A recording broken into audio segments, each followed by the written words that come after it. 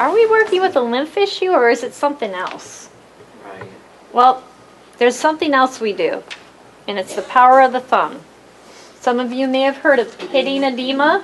Okay? You take your thumbs, we're going to press them into the tibia distally and medially. I'm not up here on the tissues up in the thighs. I'm down here where gravity tends to bring lymph down. Okay. And usually in the arms it does the same, so I'll try to get near the bone as distal as I can. That's where I'll get my best measurement. But you look at her legs, would you think that there's anything wrong at all? No. No, they look all right. No, they look fine. It's, yeah, if you just were passing by her, you just go, oh, she's fine, don't worry about anything. But when we had her standing, there was a discrepancy between her limbs. Well, then took the thumb out, and I want you to see this. I'm ready. She's ready. This isn't going to feel good. No. A little painful. Okay? 1, 2, 3. I'm holding it down, and I could feel it. Oh. Okay? If you want to, come put your finger around there. Talking about an I can indention? see it. But that little assessment tool goes far because when we hold that down for 3 seconds, there's a grading system. If that little indention stays down for a minute, we call it 1+ pitting edema. If it stays down for 2 minutes, we call it 2+ pitting edema. And if it's 3 minutes or more, it's 3+ pitting edema.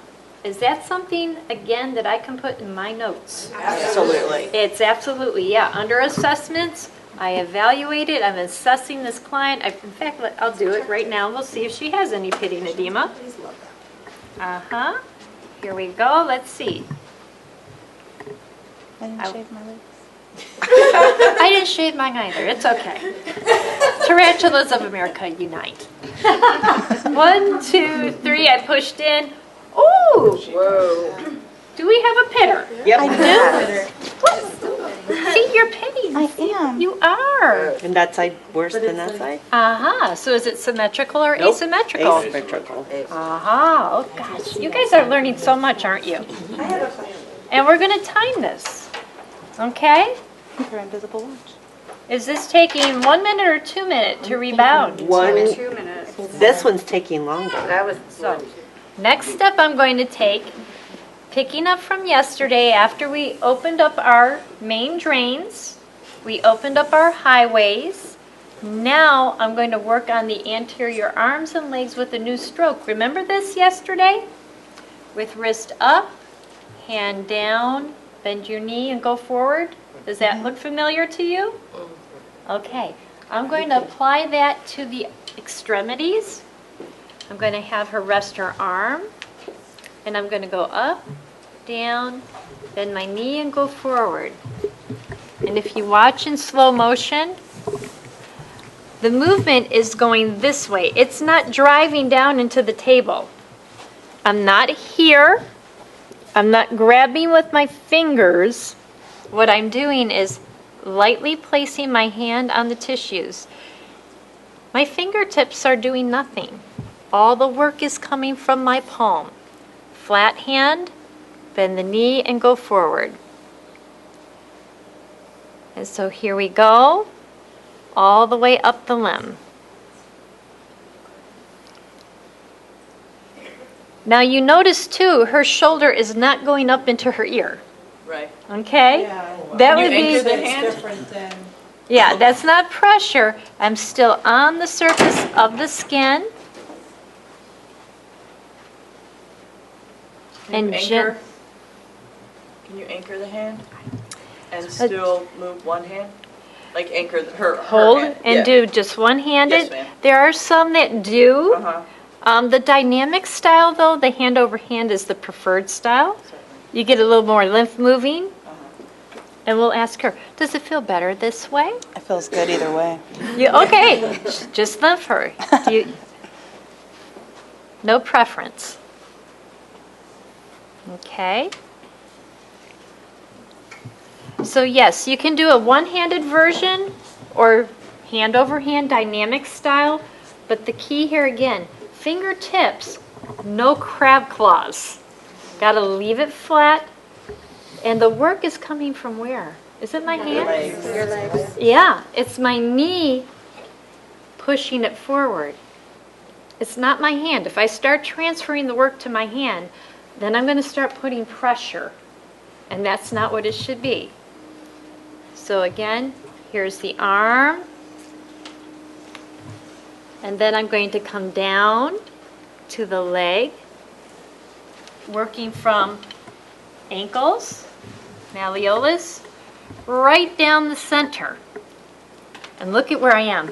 On the kneecap. I am on the kneecap. Am I going to do this? Yes, I am. Yes, it's just the skin. If I was over here compressing downward, that would be a very bad thing to do. Don't do it. But stretching, and now watch as I come up her pants here. You'll see the wrinkles in front of my hands. What is that telling me? But you got it. That I'm stretching. I'm not compressing. If I was compressing, that's what it would look like. Is there a difference between this and this? It feels different too than when, like as you're going up and you're trying to compress it, but when you're just stretching it, it's like two different. Yeah, and sometimes when you're first learning lymphatic drainage, we found that having the clothing on can help you. You've got that visual feedback. When you're seeing the wrinkle, you're seeing the stretch. If you're not seeing the wrinkle, you're probably going down. You're driving down into the table. That's pressure. Or not getting. Or not getting enough Yeah. of a full stretch. So I'm going to do arm, leg, then I'm going to come to the leg on this side. I'm working around the table, like so.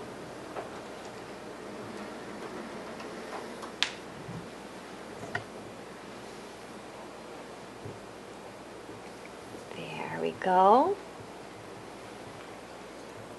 And after I've done it how many times? 7 Good job. And then I'm going to come up to this arm. That way I've got all the limbs involved. It's one of those strokes, again, it looks very easy to do, but there is technique behind it, and it's all dictated by the body mechanics. And your body mechanics, what I was going to say is, for a regular massage, you would be opposite, because your leg that you're using is going to be the arm using. So I've noticed that you always use your opposite, and then you still extend with your opposite arm, like your opposite leg and your opposite arm. Is that to take the pressure off?